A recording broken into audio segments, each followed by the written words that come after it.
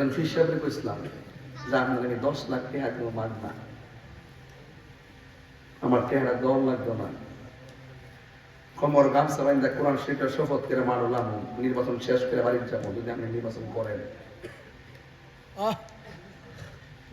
তখন বলছে করবেন না। এরপরে আমি বলছি তাহলে আমি করি, আপনি আমার পাশে থাকেন। এইভাবে আমি সব পীর মাশাইখদেরকে উদ্বুদ্ধ করছি, আলহামদুলিল্লাহ সবাই আমার সাথে আছে। তবে প্রকাশ্যে এখনো 2-1 জন বক্তব্য দিছে, আমি আশা করবো সব পীর মাশাইখরা মাঠে নামবে। যদি এই সুযোগ হাতছাড়া হয়ে যায়, হয়তো আমি 12 তারিখ নির্বাচন করবো বাসফিলুপুরওয়ালার কাছে, 13 তারিখ থেকে আমার মাহফিল শুরু, 2028 সাল পর্যন্ত মাহফিল লেখা আছে, তাহিরি ওই কথা বলেন নাই। এদেশে বহুত এমপি মন্ত্রী যারা আছে আমার পাশে বসা থাকে, বাজান এই বহুত বসা থাকে। এবং রাষ্ট্রতন্ত্র এত বড় ক্রাইসিস মুভমেন্ট দেশে, বাঘের বাচ্চার মতো কথা বলছি, সুরের মতো কথা বলি নাই, মুনাফিকের মতো কথা বলি নাই, লাল চক্ষুকে ভয় পেয়ে কথা বলি নাই। আমি কথা বলছি দায়িত্বহীন ভাবে কথা বলেছি। আমি বলছি সুন্নিদের অস্তিত্বের সংকটে পড়ছে। তবে লাশ থেকে কবরের লাশ তুলে ধরে আগুন ধরাই দেয়, তাইলে বোঝা যায় এটা অসুস্থ রাজনীতি। কথা বলেন ঠিক কিনা? এই দেশে অন্য ধর্মের লোক আসেনি। দিক চিন্তা ভাবনা কইরা সার্বভৌমত্ব সুরক্ষায়, ধর্মের রক্ষায়, সুন্নিয়তের অস্তিত্বকে টিকে রাখার জন্য আমি সব কুরবানি দিয়া বৃহত্তর সুন্নি জোট করছে একটা, ওই জোট আমাকে এখানে পাঠিয়েছে। আমি দলের সারা বাংলাদেশের সুন্নি জামাতের সাংগঠনিক সচিব। আমি যদি দলের হুকুম না মানি আমাকে পদে রাখবো? আমার হারাইছে, আমি হাইছি, কিন্তু আওয়ার পরে আপনাদের দলটাতে আসিও না, অনেক জায়গাতে যায় না, 600 গ্রাম ঢুকছিও না, কিন্তু প্রত্যেক ঘরে ঘরে মানুষ গেলে আমার নাম আর কোনা মোমবাতি মোমবাতি, আমার দেখবে তো মোমবাতি, তাহলে বোঝা গেল আমার নাম কোকার না কোক, মার্কার আছে আমার হারা বই চালাইছে। কথা বল ঠিক নিও, এটা সুন্নিয়তের জন্য বিজয় না, এটা বিজয় না। এরকম আলামত কি আগে দেখছো? মোটরসাইকেল দিয়ে দৌড়ার উদ্দেশ্য হইল আপনি যখন প্রতিনিধি হইবেন, আপনার হাইটটা গুইরা দেহন লাগবে মানুষের কষ্ট।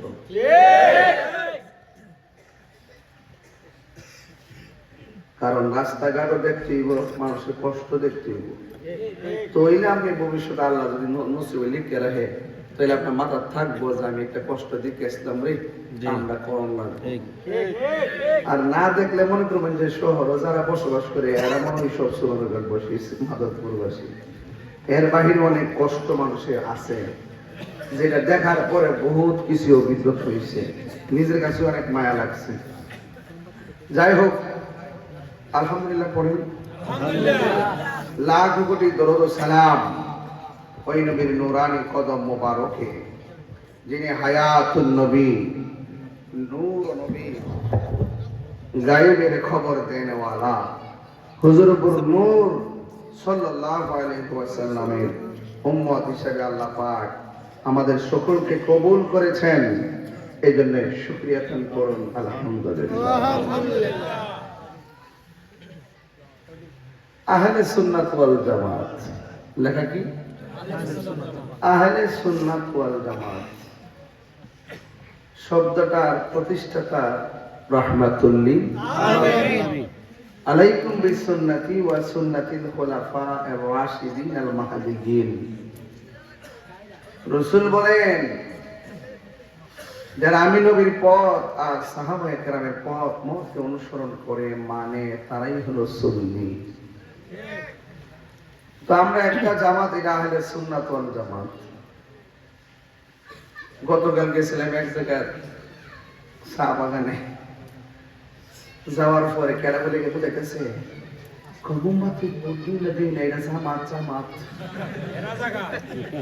আমরা বলি যে আহলে সুন্নাত ওয়াল জামাত আছে না, এটা কি ঠিক হলো? মানে দেখেন বোর্ডে লেগে কত কিছু কথা তো, অথচ যে পেতেছে ও সুন্নি হই।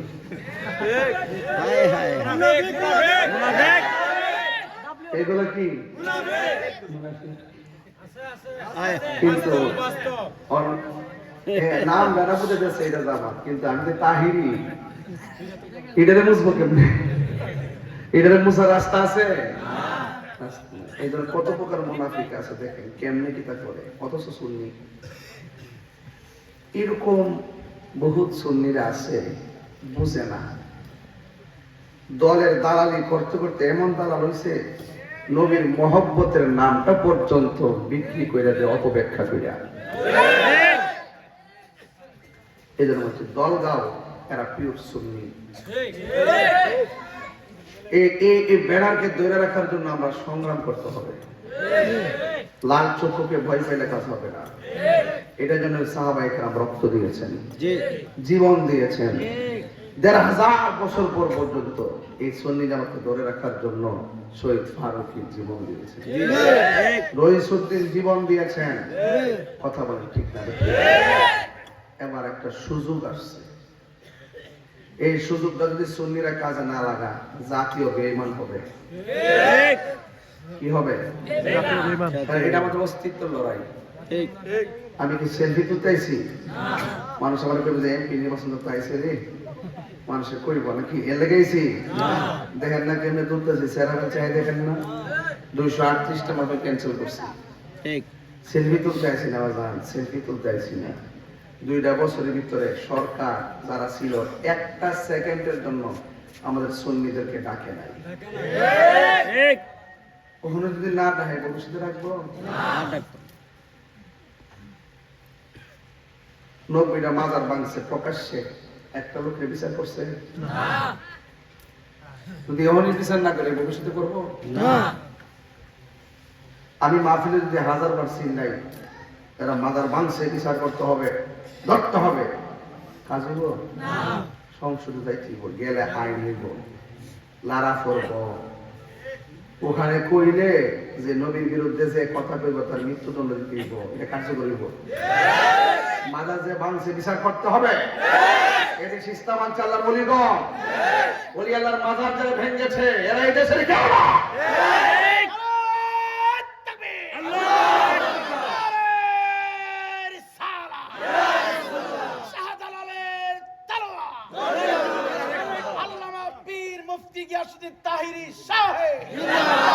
তাহিরি তুমি এগিয়ে চলো, তাহিরি তোমার ভয় না। খবর থেকে লাশ তুললে আগুন ফিরে গেছে। আপনার বয়স কত? আপনার বয়স বয়স কত? আপনার বয়স 68। দেখা যায় 50 বছরের মতন। ভালোই, মাশাআল্লাহ। আল্লাহ আল্লাহ আরো হায়াত বাড়ায় দাও। আমিন। আমরা 68 বছরের জিন্দেগিতে দেখছি নি, শুনছি নি, খবর থেকে লাশ তুললে আগুন ফিরে গেছে। তার মানে বোঝা গেল বাংলাদেশের বর্তমানে যে রাজনীতি চলছে, এটা অসুস্থ রাজনীতি। এই অসুস্থ রাজনীতিকে যদি সুস্থতার দিকে আনতে হয়, তাহলে এই দেশের একটা মাত্র গোষ্ঠী হাল ধরতে দিব, এটা হলো আহলে সুন্নাত ওয়াল জামাত।